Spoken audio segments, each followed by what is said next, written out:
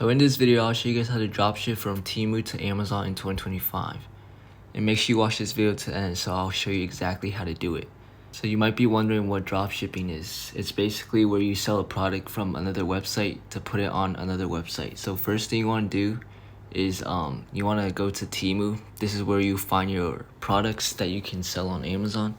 So once you're here, you can just open up, go to your profile and sign up or log in.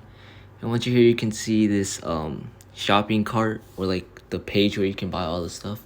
So all you have to do is just pick a product. For example, I'll pick this gaming chair, and you can literally make tons of money by selling this on different websites like Amazon. So once you're here, all you have to do is just click on it. Then you want to go to the icon at the top, then click that, then click on copy link. Now that you have your link copied, what you want to do now is just go back and go to your profile. Then you want to go to the top right on the settings, click on that. And you want to make sure that your country region is selected to America or US. Now once you're here, make sure your currency is selected to United States too. Then what you want to do is just go back.